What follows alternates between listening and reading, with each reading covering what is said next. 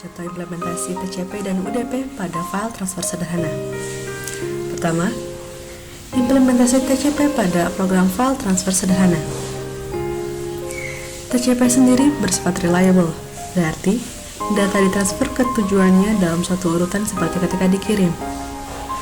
Sebelum data dapat ditransmisikan antara dua host, dua proses yang berjalan pada lapisan aplikasi harus melakukan negosiasi untuk membuat sesi koneksi terlebih dahulu. Negosiasi ini terjadi pada soket.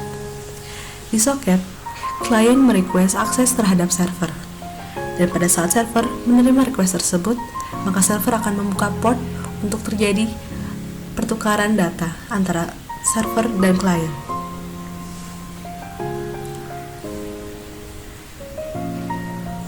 Ya, pada program ini kami setting untuk port transfer data yaitu port 50.000.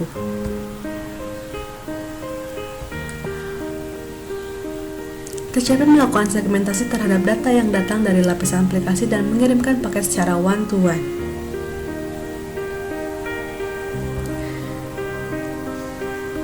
Pada saat membuka koneksi, klien mengirimkan kontrol TCP sync ke server dengan memberikan sequence number inisial. Mari kita coba pada running project.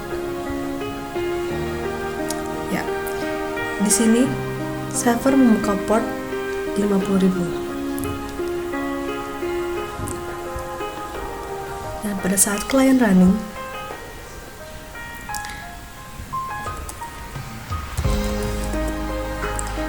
di sini klien merequest untuk akses transfer data dan server menerima request tersebut serta membuka port untuk transfer data. Lalu selanjutnya server menunggu untuk komen. Ya. Pada program ini terdapat dua fungsi, yaitu mengirimkan file dan menerima file. Mari kita coba fungsi untuk mengirimkan file atau biasa kita sebut upload. Ya.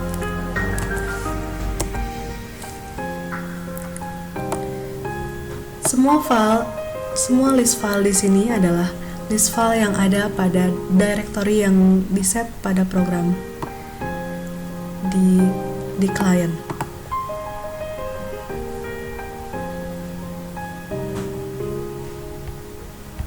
Ya, bisa dilihat ini adalah directory-nya.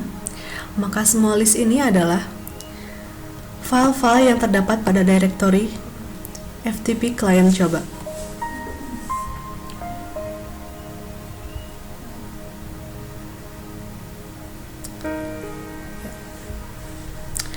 Maka bisa kita coba untuk mengirimkan.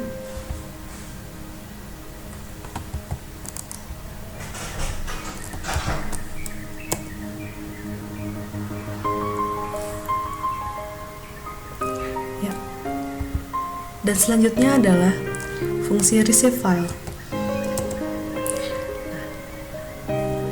File-file yang ada pada list ini adalah file-file yang ada pada folder pada directory yang ada di settingan server.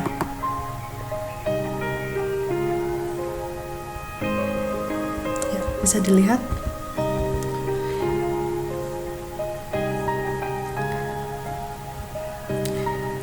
Di sini pada method send file, server mengirimkan semua list yang ada pada folder tersebut melalui sebuah array dan mengirimkannya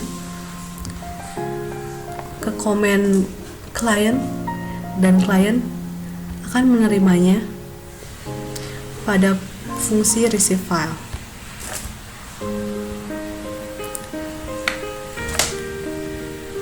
Dan disinilah fungsi untuk menampilkan list-list yang dikirimkan oleh server tadi.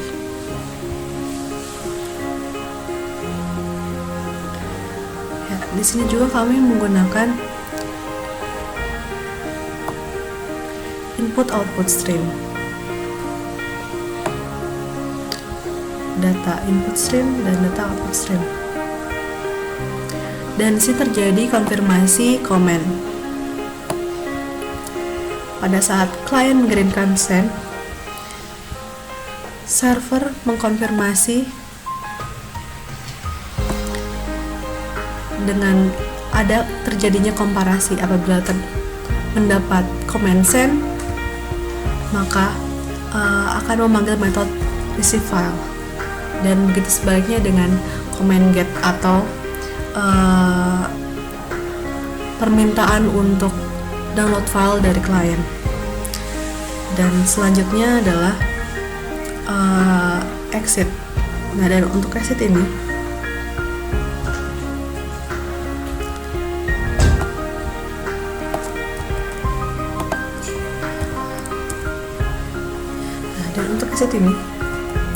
pada saat klien meminta untuk exit, maka server juga menutup port untuk transfer data.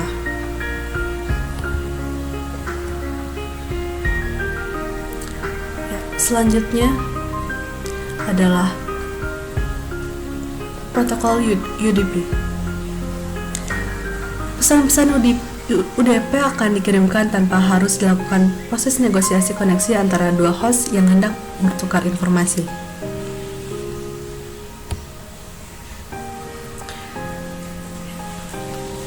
Masih sama dengan TCP tadi, untuk proses transfer file ini terdapat dua program utama, yaitu untuk server dan untuk klien. Dan untuk portnya kami setting sama, yaitu 50.000. UDP tidak menyediakan mekanisme segmentasi data yang besar ke dalam segmen-segmen data secara manual. Maka, terjadi segmentasi secara manual, bisa dilihat pada sini.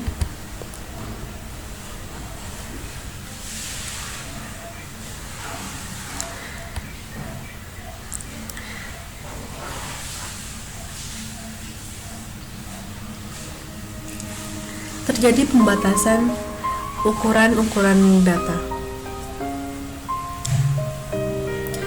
Karena itulah protokol lapisan aplikasi yang berjalan di atas UDP harus mengirimkan data secara berukuran kecil, yaitu tidak lebih besar dari nilai maksimum transfer unit atau MTU yang dimiliki oleh sebuah antarmuka di mana data tersebut dikirim.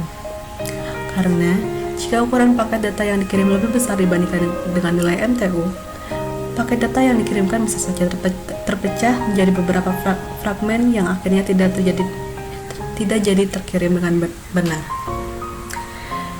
Dan untuk program serta metode-metode yang ada pada implementasi UDP kali ini sama dengan yang ada pada TCP sebelumnya.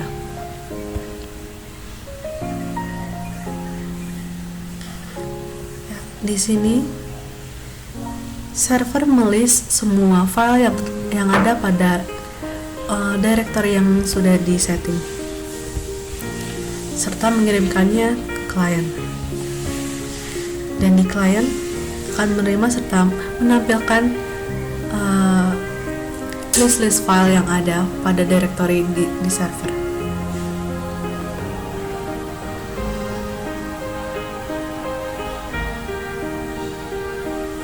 Ya, ini adalah pemotongan byte atau ukuran data.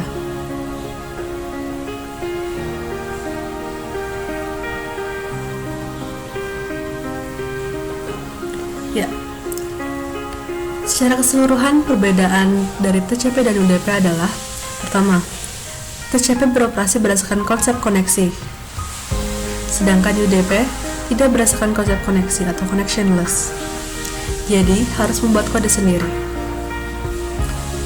Kedua, pada TCP, jaminan pengiriman atau penerimaan data akan lebih reliable dan teratur. Sedangkan pada UDP, tidak ada jaminan bahwa pengiriman dan penerimaan data akan reliable dan teratur, sehingga paket data mungkin dapat kurang, terduplikat, atau bahkan tidak sampai sama sekali. 3. Pada TCP, secara otomatis memecah data ke dalam paket-paket. Sedangkan pada UDP, Pemecahan ke dalam paket-paket dan proses pengirimannya dilakukan secara manual. Ya, demikian ulasan dari TCP dan UDP yang diimplementasikan pada file transfer sederhana.